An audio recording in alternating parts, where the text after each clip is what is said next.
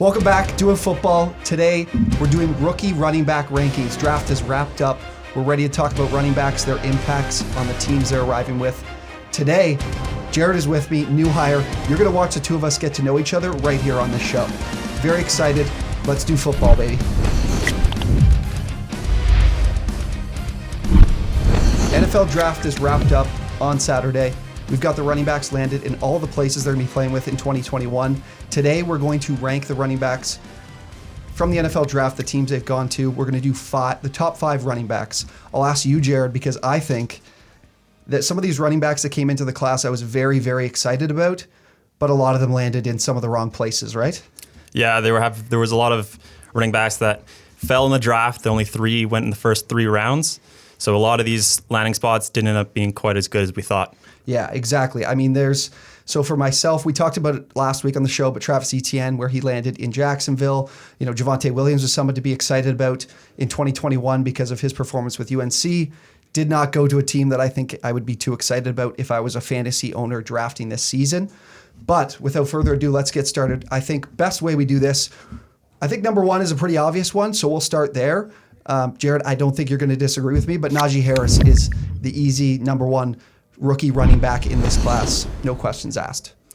Yeah, he went the first running back off the board.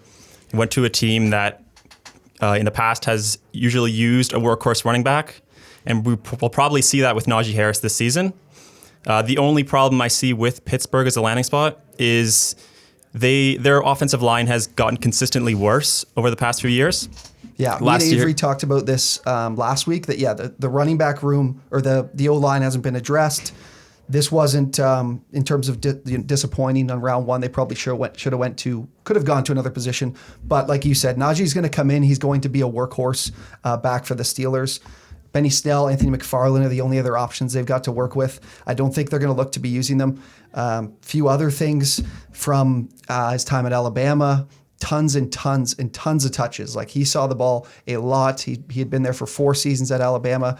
So I don't know how much you know about this, Jared, but what do you think of the way that he's been used at Alabama? How much tread is left on the tires? I think they're going to be willing to just work the shit out of him, and this rookie contract might end, and he might not be back in Pittsburgh.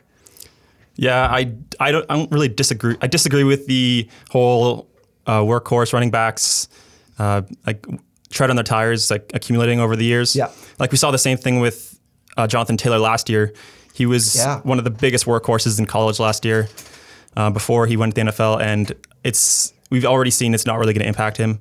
So yeah, I don't really see that as a problem for Najee. Yeah, not in this first year. I don't think that's a problem at all. I think they'd be willing to. They know that he can handle the volume, and honestly, I think he has the thing I'm thinking about is the offensive line and how well they're going to run. But I think they want to throw the ball a hell of a lot less this year. So he has high-end RB2 upside. I don't know if I'd give him RB1. Is that safe? Would you say safe to say? Yeah, I'd agree with that. Yeah. I think he's going to get a lot of volume. Just the only problem will be the efficiency. But I think he's got a safe rushing yards and rushing touchdown floor. Yeah, exactly. He'll be the only guy on the goal line for sure. He's great. He's great between the tackles. Not as good getting to the outside. Pretty good pass catcher, but not someone you're gonna look for on. There'll be some dump off plays when the routes don't come together, but not a lot of design runs to the outside is what I mean. Let's move to RB2 or to our second ranked running back. Me and Jared have some disagreements here, so I think this is good. We're going to get to know each other, get to figure out what we think about these guys. So I have Michael Carter as my number 2. We talked about it last week. I'm not really big on Travis Etienne this year. Michael Carter is the guy that went to a team with a position of need, or where running back was a position of need. So Michael Carter, to me, is a guy that you aren't going to go to on the goal line. He's 5'7", coming from UNC, played with Javonte Williams. He's a good change of pace guy, a guy that I think can handle the volume. He didn't see a lot of touches in college because he split time with Javonte Williams. But I mean, Tevin Coleman, LaMichael Perrine, I don't think there's a lot for the Jets to work with in the room. And why wouldn't you go to this guy? Because I watched him play against Miami last season. 308 rushing yards against the Miami Hurricanes and 2 touchdowns. Javonte Williams had 200 as well. So they were a tremendous duo.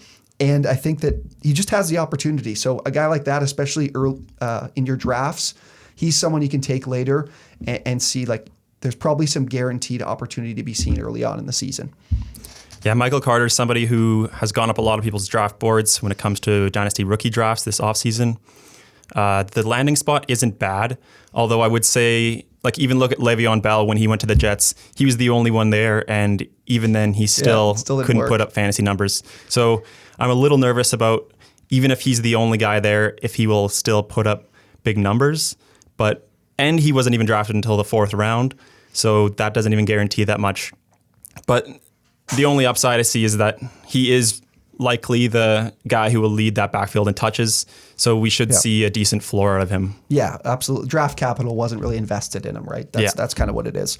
Let's go. So Jared does have, you've got Michael Carter as your number 3, right? Yeah. So let's talk about the guy you have at number 2, the guy I have at number 3 in Travis Etienne. I went on a rant last week about this, but I don't know how he's going to fare in the fact that there's competition in the backfield with James Robinson and Carlos Hyde. He's never dealt with competition for touches. He's seen 17 plus touches at the college level with Clemson. How does he fare if he doesn't get the volume? Is he a volume back? I don't think we even know if that's the thing or not with him. I think he's great change of pace. I just don't see the sense here in Jacksonville. That's why I am worried about the volume, the touches. One thing that'll be in your favor is that Trevor Lawrence threw the most screen passes in college football last year. And he threw Travis Etienne. So that gives you that rapport, that chance that he's going to be able to rely on him in really important situations late in the game if he's, because he's not going to have the same type of trust that he's had with a guy he played with for 4 years at Clemson. So definitely interesting there, but that's why I have him at 3. So what do you think at Travis Etienne in terms of why do you think he's the number 2? I just think he was such a great running back, especially with Trevor Lawrence in college. As you said, they have the rapport built up already. First round draft capital. There's no way a team uses first round draft capital on a guy and then proceed to give him like 5 touches a game. Yeah, agreed. It doesn't make sense. But I loved James Robinson before this pick was made, so I think this will be, especially in the first year, this will definitely be a split backfield. Yeah, feeling out process for sure. So we'll see how well that goes with the 2 of them there, and if they kind of just cancel each other out and both become fantasy irrelevant, or if one of them can take over. And if one of them does take over, I think it will be Travis Etienne. Yeah, no, I agree because, again, it's all about, like you said, draft capital. There wasn't any draft capital invested in Robinson. There was a serious amount of draft capital invested in Travis Etienne. So that's definitely something important to think about, especially as you move to, if you're in your keepers or your dynasty leagues. Okay, number 4. My number 4 is Trey Sermon. My number 5 is Javonte Williams, which we'll get to in a second because Jared has Javonte Williams as his number 4, who I will get into as my favorite running back in this class. It's just the wrong spot. Trey Sermon, to me, is the number 4 with, I think, I truly believe, like, number 2 in this class upside. The room that he's in San Francisco, yes, it's a complicated backfield with Jeff Wilson and Raheem Mostert. Raheem Mostert demanded the money from the 49ers before the season last year, so there is money invested in him. And then Jeff Wilson has kind of proven that when he's on the field, he's been pretty good. But Trey Sermon is a very heavy back, will be someone they can rely on the goal line, which they can't say about Raheem Mostert or Jeff Wilson. So he could be a guy that, LeGarrette Blount a few years ago, where he just ends up in the end zone every single game. That's where I think there's some serious upside with him. And we've seen Raheem Mostert and Jeff Wilson can't stay on the field. They haven't been able to stay on the field. So I think that's where I see that crazy upside with Trey Sermon, where he establishes himself as an easy running back too. But I mean, tell me what you think about Trey Sermon in terms of being at 5. I was never the biggest fan of his. And I honestly don't really like the landing spot just because there's so many guys there in San Francisco now. Like their running back room is probably like 6 deep at this point. And San Francisco's always been a team where they will use a committee. And so he might get the goal line touches, but because they're in a committee, he's going to be such a TD dependent guy in fantasy. Yep. And how are you going to know when to predict when he actually scores those touchdowns? So he's not somebody I would, right? Exactly. Yeah, he's not somebody I would target like in the first 2 rounds of a rookie draft. Yeah, I hear you there. I mean, yeah, absolutely. I don't even think I mentioned like Jermichael Hasty's there, who like Kyle Shanahan can make it work with just about anybody in the room. So let's go from there. My 5, Jared's 4, Javonte Williams out of UNC. He's my favorite running back in the class because he's very young. So I think the upside is there as we haven't seen everything that he can do. I know from watching him play at UNC, he's willing to, he craves contact. He's willing to go for contact. He'll make guys miss. He's a great pass catcher. He's even a pretty good guy in pass block as well. So I think he has an opportunity, if he was in the right place, to be on the field for every down, like all 3 downs, and a guy that could be used in any situation. But it's just the play, like it's just the place that he is. I can see there's a part of me that sees the situation where he ends up the season as the number 1 guy in Denver. But I mean, it's going to be a team that might not be that good this season either. So maybe there's they're throwing the ball too much as well.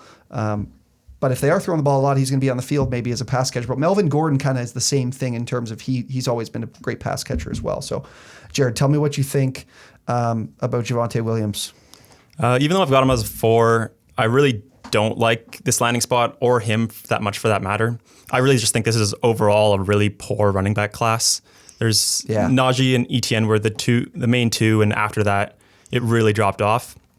But I would say that Javonte, my comp for him is probably Royce Freeman. And I could totally see him just taking the Royce Freeman role this year and Melvin Gordon taking more of the more efficient touches. Yeah. So I don't really see that much upside with him, even though I have him at 4. Yeah, I love him. I think Javonte Williams is a great player. It's just the wrong place. I mean, we're looking at Atlanta, who should have been taking a running back. Who else? There's teams that I'm missing. It's just this wasn't the best class from, I think, after the top 3 clear drop off, and then they just didn't land in the right place either for most of these guys. So it's interesting, but that is the top 5. So we're at Najee Harris, Travis Etienne, or Najee Harris, Michael Carter, Travis Etienne, and Trey Sermon, followed by Javonte Williams. Those are the top 5 running backs that you should be looking at in your drafts this year. Some of them you might not even consider in the draft. You might look to in free agency. But anyways, those are the top 5 running backs, rookie running backs coming out of the draft this past weekend. Thank you for tuning in. We'll be back to do more football real soon.